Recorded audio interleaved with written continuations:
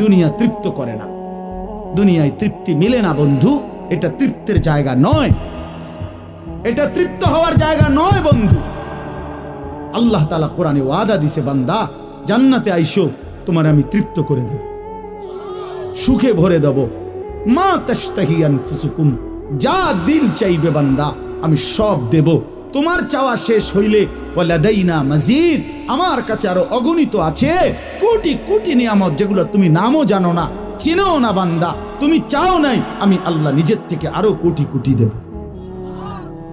তুমি আইসো বান্দা, তুমি জান্নাতে আসো, তুমি সবর করো, অপেক্ষা করো। আল্লাহ আমাকেও বুঝার তৌফিক দান করেন। মূল বক্তব্য হইল, আল্লাহ তাআলা বলছেন এই পৃথিবী একদিন শেষ হবে, হাসরের মাঠ কায়েম হবে, মানুষগুলোর দুইটা অবস্থা হবে, কিছু আমার প্রিয় বান্দা হবে, কিছু নাফরমান বান্দা হবে।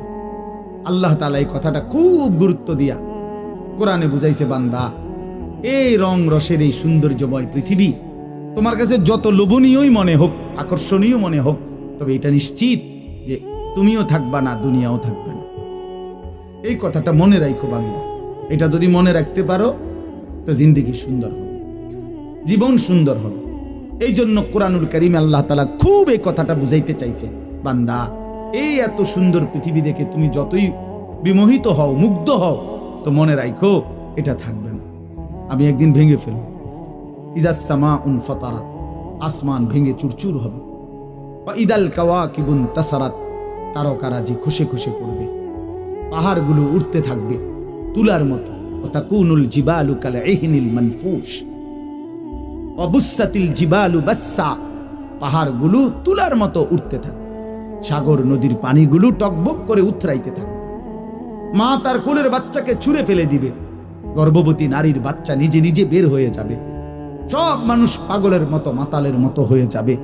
ইসরাফিল ফু দিবে, জমিনের মধ্যে ভূমিকম্প শুরু হবে, বিকট শব্দে আওয়াজ হবে। আল কারিআতু মাল কারিআ। আল্লাহ তাআলা এই কথাগুলো বহুভাবে বহু আয়াতে বুঝাইতে চাইছেন, বুঝাইয়া বলছেন, বান্দা একদিন তুমিও শেষ হবা, আমার এই সৃষ্টি জগৎ শেষ হবে, হাসরের মাঠ কায়েম। তো এখানেও আল্লাহ তাআলা বলছেন, কাল্লা ইদা দুক্কাতিল আরদু দাক্কান দাক্কা, সাবধান বান্দা, মনে রেখো এই জমিন একদিন চূর্ণ বিচূর্ণ হয়ে যাবে। কি হবে বলেন না?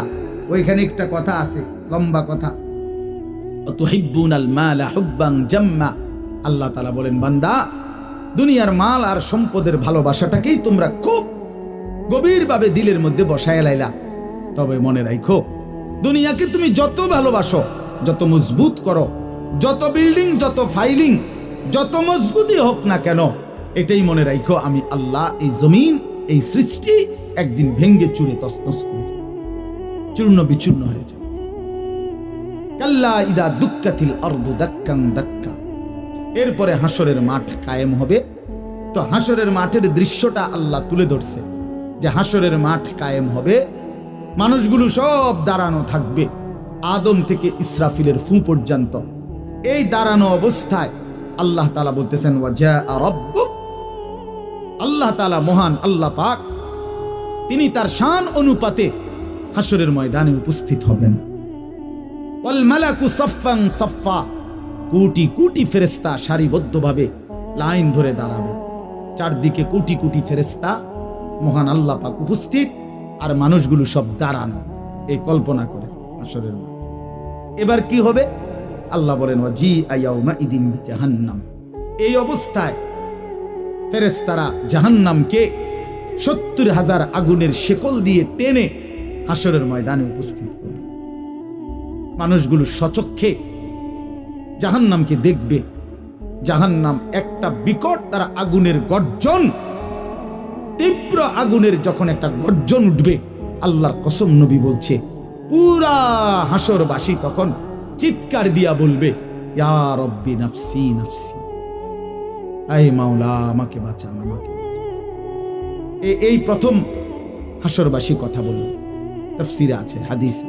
মানে প্রথম চুপচাপ দাঁড়ায় থাকবে, কিন্তু জাহান্নামকে যখন দেখবে, জাহান্নামের চিৎকার যখন শুনবে, তখন পুরা হাসরের ময়দানে চিৎকার উঠবে, ইয়া রব্বি নাফসি নাফসি, আল্লাহ আমাকে বাঁচান। নবী সাল্লাল্লাহু আলাইহি ওয়াসাল্লাম বলেন, আল্লাহ তাআলা ফেরেশতারা যেন দেখাই দিবে ইব্রাহিম আলাইহিস সালামকে, ওই যে আপনার ছেলে ইসমাঈল, তার ব্যাপারে কিছু বলবেন। ইব্রাহিম আলাইহিস সালাম বলবেন, ইয়া রব্বি নাফসি নাফসি, এই মাওলা আমাকে বাঁচান, আমাকে। ওর বিষয়টাও দেখো। ইয়াকুব আলাইহিস সালাম, ওনার ছেলে ইউসুফ আলাইহিস সালাম, এটা সেই ছেলে 40টা বছর দুনিয়াতে যার জন্য উনি কাঁদছিলেন।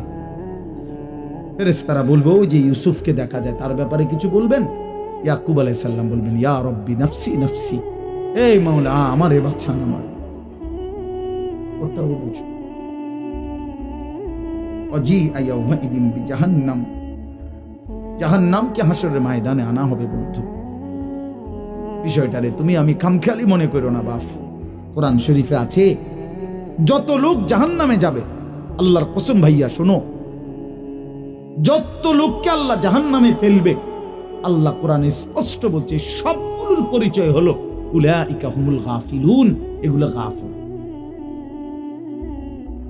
কোরআন শরীফের আয়াত, উলাইকা হুমুল গাফ ওয়ালাকাদ যারানা লি জাহান্নামা কাসীরাম মিনাল জিন্নি ওয়াল ইনস, আমি অসংখ্য অগণিত জিন আর মানুষ দিয়ে জাহান্নামকে পূর্ণ করব।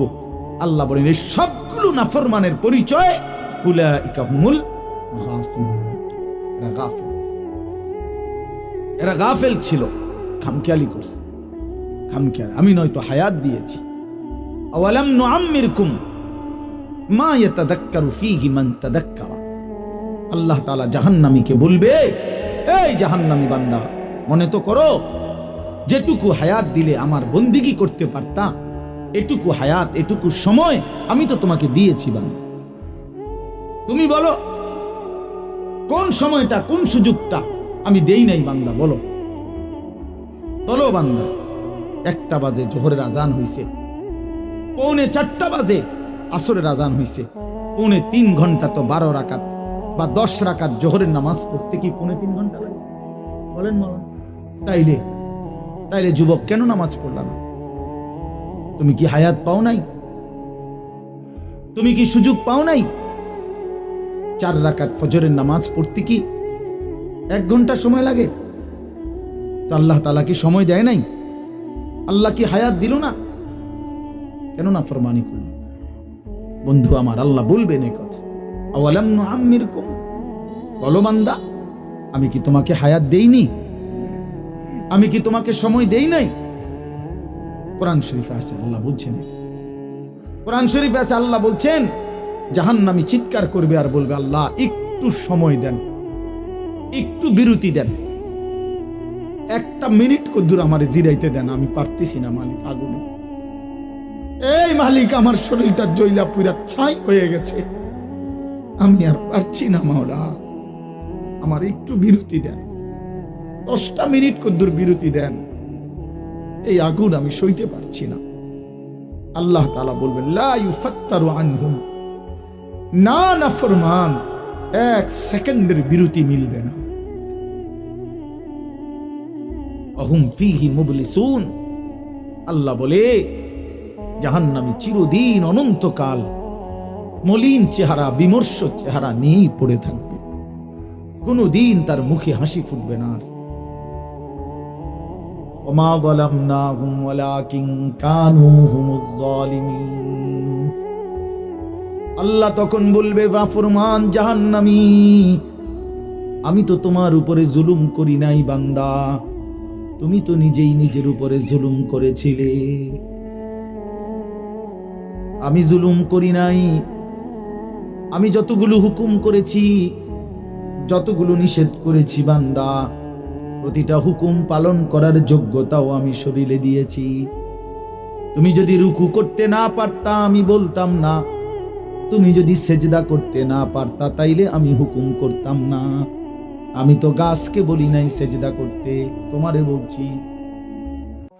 আমি তো মাছকে বলি নাই সেজদা করতে, তোমাকে বলেছি, কারণ তোমাকে তো যোগ্যতাও দিয়েছি।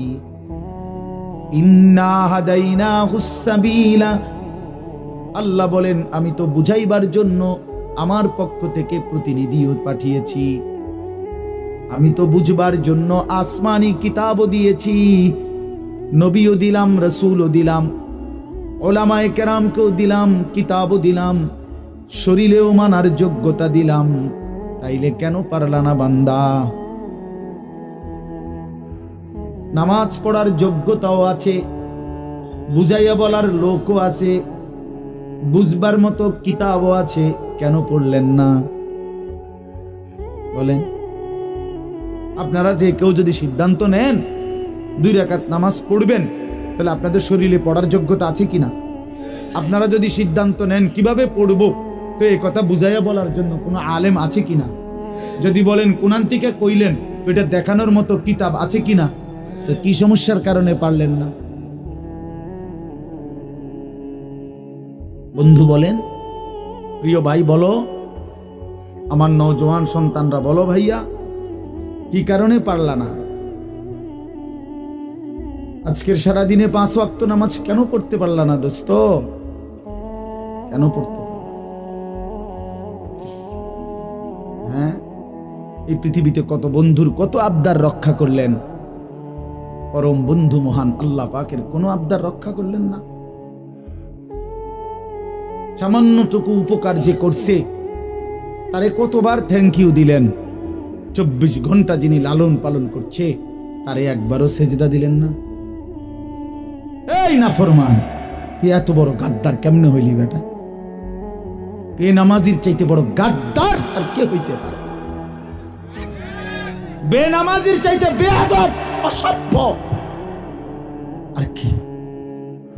আল্লাহর কোরআন বলছে, ইবলিস তুই সেজদা দিলি না, আজকের থেকে তুই শয়তান। ইবলিস রে এর আগে শয়তান বলতো না, বলতো মনে হয়? আজকের থেকে শয়তান, আজকের থেকে রাজিম, ফখরুজ ফাইন্নাকা রাজিম। আল্লাহ বলছে বের হ বেঈমান, কেন সেজদা দিলি না? ফাইন্নাকা রাজিম, আজকের থেকে ইবলিস তুই অভিশপ্ত। এজন্য বেনামাজি অভিশপ্ত, বেনামাজি শয়তান। ওয়া ইন্না আলাইকা লানাতা ইলা ইয়াউমিদ্দিন। আল্লাহ বলছে ইবলিস তুই আমারে সেজদা দিলি না, তো মনে রাখিস আজকের থেকে নিয়ে ইসরাফিলের ফু পর্যন্ত, কিয়ামত পর্যন্ত তোর উপরে আমি আল্লাহর লানত। এটাই তো তরজমা নাকি? কিয়ামত পর্যন্ত তুই নাম বেঈমানের উপরে আমি আল্লাহর লানত। এই জন্য বেনামাজি মনে রাখো, এই যুবক তোমরা যারা নামাজ পড়ো না, তোর উপরে আল্লাহর লানত, আল্লাহর লানত, তোর খোদার গজব তোর উপরে, মনে রাখিস। বলে না আমি ভাত খাই, ভাত ভাত জন্তু জানোয়ারও খায়, আমি তো ঘুম যাই, ঘুম কুত্তাও যায়, কুকুরও খায়, কুকুরও পেশাব পায়খানা করে, কুকুরেরও যৌন চাহিদা পূরণ হয়, এই জন্য কুকুরেরও বাচ্চা কাচ্চা হয়।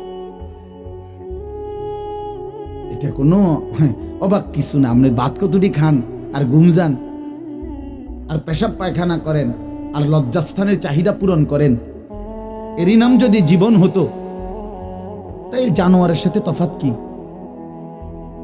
বলেন না কেন? জন্তু জানোয়ারের সাথে আমাদের জিন্দেগির তফাৎ কোথায় ভাইয়া? কি ব্যস্ততায় পড়ে গেলেন এই বাবারা, বন্ধুরা আমার, কি ব্যস্ততায় মালিকরে সেজদা দিতে পারলেন না? মা সালাকাকুম ফি সাকার ক্বালু লাম নাকু মিনাল মুসাল্লিন। আল্লাহর ফেরেশতা জাহান্নামীকে বলবে, হে জাহান্নামী বেঈমান, কে তোকে জাহান্নামে কেন নিয়ে আসলো? কেন আসলি জাহান্নামে? বন্ধু আমার শুনো বন্ধু, আল্লাহর কোরআনে আল্লাহ বলেন জাহান্নামী বলবে ক্বালু লাম নাকু মিনাল মুসাল্লিন, ফেরেশতা ভাইয়া কারণ আমি নামাজি ছিলাম না, এজন্য জাহান্নামী হলাম। ওয়াইলুন ইয়াওমাইদিল লিল মুকাদ্দিবিন ওয়া ইযা ক্বিলা লাহুমুর কাউ লা ইয়ারকাউন। আল্লাহ বলে সমস্ত মিথ্যাবাদী নাফরমান পাপী, সেদিন মনে রেখো হাসরের ময়দানে তোমাদের জন্য জাহান্নাম। যদি বলেন কেন, আল্লাহ বলেন ওয়া ইযা ক্বিলা লাহুমুর কাউ লা ইয়ারকাউন, বারবার 1500 বছরে এই কোরআনের প্রতি অক্ষর নিয়া আপনজন দুশ্মন, ইমানদার নাফরমান, বেঈমান, হিন্দু, বৌদ্ধ, ইহুদি, খ্রিস্টান, নাস্তিক, মুরতাদ, বুদ্ধিজীবী, গবেষক, পণ্ডিত, দার্শনিক, বিজ্ঞানী, সবাই কাফের বেঈমানরাও যুগে যুগে এই কোরআনের প্রতিটা অক্ষর নিয়ে পরীক্ষা করছে, পর্যালোচনা করছে, বিশ্লেষণ করছে, কিন্তু একটি নোক্তা অক্ষর ভুল, মিথ্যা, অসত্য, অযৌক্তিক, অবাস্তব, অপ্রাসঙ্গিক আজকের এই মিনিটে প্রমাণ করতে পারে না। যদি সন্দিহান হইতো তত প্রমাণ হয়ে যাইতো যে এই সমস্ত তথ্য উপাত্তের আলোকে প্রমাণিত হলো কোরআনের এই আয়াতটি ভুল। সেটা কোনটা? এমন হইছে? কথা বলে না কেন? বলো জেনারেল শিক্ষিত ছেলেরা, তোমরা বলো ভাইয়া, পদার্থবিজ্ঞান, জীববিজ্ঞানের কোন তথ্যের আলোকে কোরআনের কোন তথ্য ভুল? রসায়ন বিজ্ঞান, উদ্ভিদ বিজ্ঞান সহ যাবতীয় বিজ্ঞানের কোন সূত্র মতে কোরআনের কোন শব্দ ভুল হয়েছে, কোন তথ্য ভুল হয়েছে? হয়েছে বাবা? তাইলে কবর ভুল হবে কেন? আখিরাত ভুল হবে কেন? জান্নাত ভুল হবে কেন? হাসরের মাঠ ভুল হবে কেন? ইসরাফিলের ফু মিথ্যা হবে কেন? এই পৃথিবী যে ধ্বংস হবে এই কথা মিথ্যা হবে কেন? মিথ্যা হবে কেন? যদি মিথ্যা হতোই তো আল্লাহ তাআলার দুনিয়াবি কথাগুলো তো ভুল হইতো, সেগুলো তো ভুল হয় না।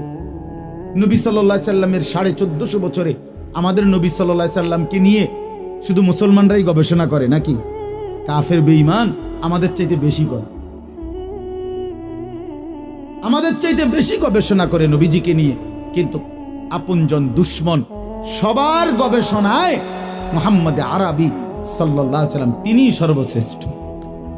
বন্ধু পরীক্ষা করলেও তিনি শ্রেষ্ঠ, দুশ্মন পরীক্ষা করলেও তিনি শ্রেষ্ঠ। বাহ!